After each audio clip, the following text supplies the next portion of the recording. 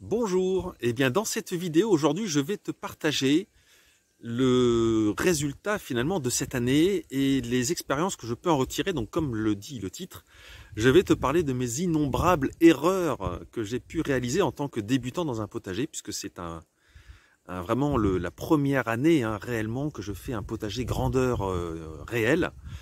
Et c'est pas forcément évident, et c'est pas aussi simple qu'on le croit.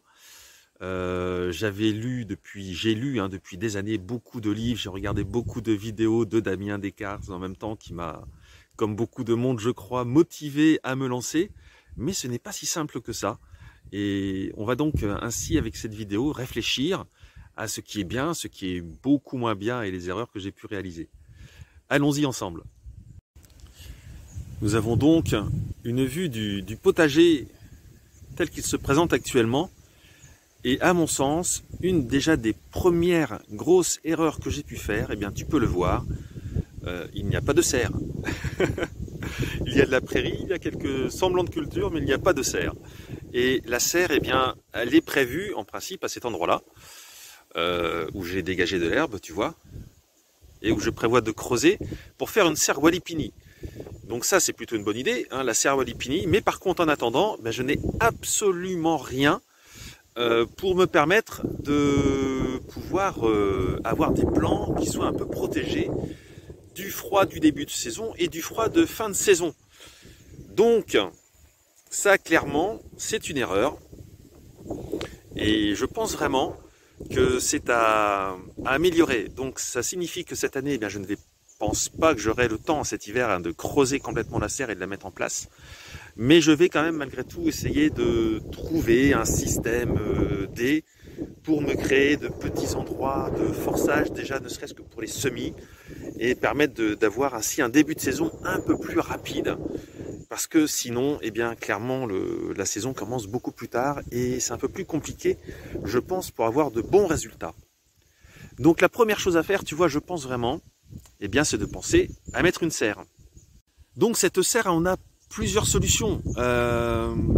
On peut en créer une soi-même en système D comme j'ai intention de le faire, mais ça va prendre évidemment un peu plus de temps, mais ça ne me coûtera rien.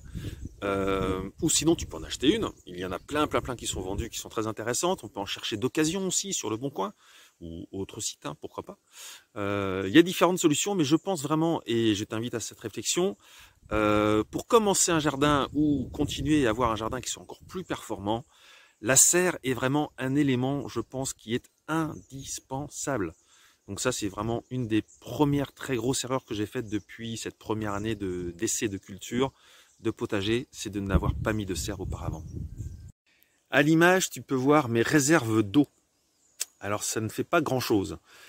Ces réserves d'eau, ça représente 1000 litres, c'est 2 cuves de 500 litres. Alors ça a l'avantage d'être facilement déplaçable, ça ne prend pas trop de place, c'est pas trop moche. Et en plus elles sont ainsi cachées un peu du soleil avec la haie d'arbres qui est à côté. Mais donc cette erreur également que j'ai faite, c'est de sous-estimer le besoin en eau du potager. Alors certes, nous avons eu une année particulière où la terre a vraiment souffert, où on a manqué d'eau. Mais clairement, il est très important de penser à faire une réserve. Et donc là, ça, d'après cette réflexion et grâce à cette année particulièrement sèche, eh bien, je vais cette fois-ci également mettre en place, donc, dans cet espace-là, un étang, donc un grand bassin qui va faire 8 mètres par 3 à peu près et qui va permettre ainsi d'avoir une grosse réserve d'eau en hiver, de créer cette réserve d'eau en hiver, en espérant que cela aidera vraiment à pouvoir arroser. Parce que là, tu vois, par exemple, j'ai encore fait des semis à cet endroit-là, il y a peu. Alors, il lève doucement. Là, tu peux voir quand on se rapproche, ici à l'image, regarde. Là, on voit que voilà, mes semis commencent à prendre. Ici également, tu vois. Mais la terre est très sèche, mais réellement très sèche. Et sèche jusqu'en profondeur. Donc l'eau est vraiment indispensable, clairement, et c'est également quelque chose à me penser, à mettre en place. Donc là également, par rapport à cette réflexion sur l'eau, voilà, j'ai failli. clairement. Clairement, j'ai failli à la mission eau. Euh, alors, toutes solutions sont possibles. On peut récupérer l'eau de pluie avec les chéneaux, hein, avec l'eau qui tombe sur les toits, puis qu'après on canalise ainsi et qu'on peut mettre dans des contenants plus ou moins grands, comme moi 500 litres ou plus avec des cuves de 1000 litres, assez classiques que tout le monde connaît. On peut créer des bassins avec, si on a une source également, même si elle ne coule pas toute l'année, mais si elle coule durant l'hiver, ça peut être, je pense, vraiment un vrai moyen de créer une très bonne réserve d'eau. Alors ça demande de creuser, mais après, je pense qu'on est satisfait. Voilà pour l'idée sur l'eau. Alors vraiment à réfléchir, à penser, à travailler pour avoir une belle réserve, c'est très très important. Alors également, quand on regarde ainsi le jardin, tu peux voir que, même si ce n'est pas très grand, c'est très étendu et c'est peut-être même un peu trop grand, tu vois. Je pense que une de mes erreurs également dans cette année a été de vouloir en faire trop. Et ça, c'est une erreur de débutant encore. Mais on apprend, hein. Et donc, j'ai voulu faire plein de plants de tomates, plein de plants de potirons, etc., etc. Je voulais essayer d'avoir une profusion de plein de choses. Et en fait, c'est une erreur. Donc, je pense que quand on débute, eh bien, c'est bien, tu vois, par exemple, de se concentrer. Là, moi, tu vois, j'avais étendu toutes mes cultures comme ça sur toute cette belle surface. Donc, ça fait joli, hein. Il y a de l'espace, on voit clair. Mais je pense que, par exemple, sincèrement, j'aurais concentré mon attention, ne serait-ce que sur cet espace, tu vois, ici, où j'ai mis des bambous en l'air. Eh bien, je pense que ça aurait été suffisant. Et j'aurais pu vraiment avoir peut-être aussi plus d'eau pour arroser l'ensemble. Donc l'idée, je crois, par rapport à ça, ma réflexion, c'est de me dire, faire un peu moins grand, viser un peu moins grand, un peu moins étalé, pour que lorsque l'on veut arroser, eh bien, on a besoin d'un peu moins d'eau, puisque tout est plus ensemble. Et donc dans cette réflexion qui va avec l'idée de faire un jardin un peu plus concentré, eh bien tu vois, je crois que ce que j'avais fait là par contre cette année est assez intéressant, mais à mettre encore de manière plus fonctionnelle, je dirais, pour les plantes, c'est de créer, donc on a notre espace, tu vois, en bas, ça c'est intéressant, et c'est de créer un espace 3D, le jardin 3D. Ça, je pense que c'est vraiment quelque chose d'intéressant comme réflexion. Mais par exemple, tu vois aussi par rapport à cet espace 3D que j'avais créé ici, et ben en fait, je suis déçu parce que l'erreur que j'ai faite, c'est que j'ai créé cet espace, mais les plantes, là entre autres les potimarrons et potirons et autres, ou eh ben ne sont pas montées comme ça sur la structure telle que je l'imaginais. Je m'étais dit ça va, ils vont s'accrocher, tu vois, sur ces bambous qui montent et puis ça va être ok. Mais en fait non, ça marche pas aussi bien que ça. Donc ma réflexion par rapport à ça, comme erreur, eh bien, c'est de rajouter entre les poteaux, alors ou du grillage, ou des fils, peu importe quoi, mais d'aider vraiment la plante à pouvoir mieux monter pour s'accrocher. Parce qu'en fait, comme tu peux le voir, ces plantes-là, elles sont très vaillantes. Attends voir. Je cherche en même temps que je te parle. Hein. Voilà. Alors là, il y en a des séchés. Mais on peut voir à l'image, ici, si on se rapproche, voilà, ici, là, juste devant mon doigt, tu peux voir, tu sais, les petites accroches qu'ont les plantes pour pouvoir monter. Mais le problème, c'est que ces accroches, elles font ce qu'elles peuvent, mais ce n'est pas forcément évident pour elles de monter toutes seules. Et surtout si le support est un peu trop gros, comme ça, tu vois. Ça, ben, en fait, on se rend compte que là, tu vois, il y a une tentative d'accroche, mais ça ne marche pas. C'est trop gros. Donc, il faut créer un système d'accroche pour que les plantes puissent monter qui soit plus fin. Ça, c'est aussi très important, je pense, et c'est ce que je vais mettre en place l'année prochaine. Une réflexion également sur le coût. Parce que clairement, ça, je pense aussi que c'est une erreur de débutant.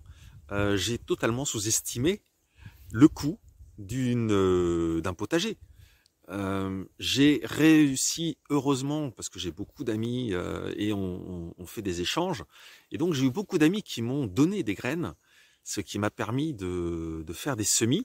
En même temps, mes semis n'ont pas super bien marché. Parce que, on revient à ce que je disais avant, eh bien, quand tu n'as pas de quoi faire des semis de manière correcte, avec un espace pour en prendre soin, les chouchouter, et qu'ils montent bien, et ben ça marche pas, tout simplement. Donc c'est un coût important parce qu'après finalement quand ton semis ne marche pas, ben, tu te dis bah, j'ai quand même envie d'avoir des plantes, donc tu vas acheter des plantes. Et acheter des plantes, ça paraît pas grand chose, même quand elles sont petites, mais ça représente tout de suite un coût. Donc voilà.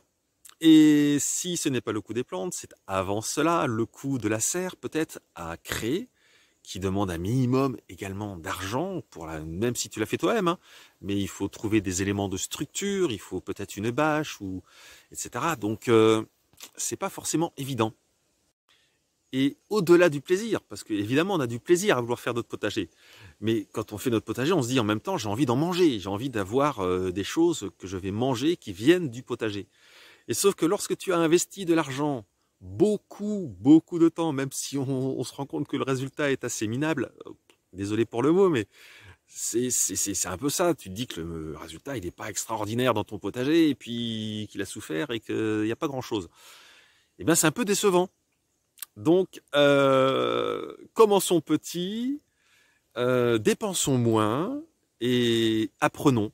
Là, l'idée, c'est vraiment ça, je pense, hein, c'est que cette année m'aura beaucoup appris sur ce que je suis capable ou non de réaliser, de ne pas surestimer également mes capacités. Et donc, en parlant de surestimer ses capacités, eh bien, cela nous amène à une réflexion très simple, c'est restons modestes, et essayons vraiment de faire au départ petit pour ne pas se retrouver dépassé par la situation, par le besoin en eau quotidien, parce qu'après l'arrosage c'est pareil, même si tu as de l'eau, il faut le temps d'arroser le soir, hein, ou le matin, comme tu veux, ou les deux, mais il faut du temps. Donc je pense qu'il ne faut pas surestimer notre capacité à nous occuper du potager, et simplement rester modeste et être dans une proportion plus petite au départ. Et alors, une de mes erreurs également, au niveau du potager, je pense, c'est de ne pas avoir assez de plantes perpétuelles, ou en tout cas de plantes vivaces, de légumes, hein, je parle de légumes vivaces. Clairement, c'est important, parce que ces plantes-là, une fois qu'elles sont installées, elles ont peut-être un besoin moindre en eau, donc ça c'est intéressant, et elles sont installées. Et après, tu peux les reproduire, les multiplier. Et ça, c'est vraiment très intéressant. Donc, tu vois, je te montre à l'image. J'ai ici quelques plantes vivaces. J'ai, par exemple, le chou. Ça, c'est un chou qu'on m'a donné également. Merci au donateur. Chou perpétuel, donc qui n'est pas très en forme parce qu'il a subi des attaques, mais il est vivant. Ça fait partie des plantes intéressantes. J'ai également, alors après, toutes sortes de plantes. Alors par contre, ça se mange pas. J'ai l'absinthe, j'ai la tanésie, j'ai des menthes par là-bas, j'ai des menthes que j'ai mises en place. Alors ça peut faire des tisanes, ça peut faire des choses sympas, mais ça ne se mange pas. Et c'est donc quand même intéressant, je pense, de vraiment réfléchir à tout ce qui existe comme plantes comestibles. Tiens, on va aller par là pour te montrer l'idée. Comme plantes comestibles vivaces et qui après seront vraiment installées sur le terrain. Et pour ça, eh bien, on revient à mon idée de forêt comestible. Et il y a alors, par contre, tu vois, ben, ils ont un peu mal. Là, ici, j'avais, à l'origine, un tilleul. Attends, je descends, voilà. Ici, j'avais un tilleul. Alors, j'espère qu'il est vivant. Je ne sais pas. On verra. Là, il a subi la sécheresse et pourtant, je le regardais. Hein, je prenais soin de lui. Le tilleul fait partie des plantes comestibles. Ça te fait de la salade toute l'année. Enfin, surtout en début de saison. Et après, eh bien, l'idée, c'est d'avoir des arbres. Donc, les arbres, eh bien, tu vois, là, ici, par exemple, j'ai déjà l'année dernière implanté des arbres. Là, on a des pêchers, etc., etc. Je ne peux pas te faire tout le compte parce qu'il y en a beaucoup, mais dans toute cette pampa, il y a des arbres que j'ai plantés également, et puis il y en a encore également par là. Alors, conclusion, eh bien, toutes ces erreurs, voilà, sont dommages, mais en même temps, c'est ainsi qu'on apprend. Ce que je me dis, c'est que, voilà, on a réfléchi, en tout cas j'ai réfléchi, et ça permet de se dire que ben voilà, on va s'améliorer, je vais m'améliorer clairement pour l'année prochaine. En tout cas, je vais essayer de m'améliorer, de tendre à quelque chose de plus humain, de plus à ma mesure, du temps que j'ai à consacrer sur le jardin, en essayant donc d'améliorer l'eau, la serre, les semis, etc., pour vraiment arriver à quelque chose de plus productif, parce que c'est quand même le but d'un potager, c'est qu'il soit productif. Voilà pour cette vidéo de réflexion et d'explication de mes erreurs. Donc si elle t'a plu, eh bien écoute, j'en serais très heureux et tu pourrais à ce moment-là t'abonner, ce serait très gentil si ce n'est pas déjà fait. Tu peux également aimer la vidéo, la partager, parce que évidemment, tu le sais peut-être sur YouTube, c'est grâce aux commentaires, grâce au partage, grâce au fait des abonnements que nous continuons d'exister et de pouvoir ainsi partager d'autant plus notre passion et ce qui nous fait vibrer dans la vie. Voilà, je te souhaite une très belle journée et je te dis à dimanche prochain pour une autre vidéo. Au revoir.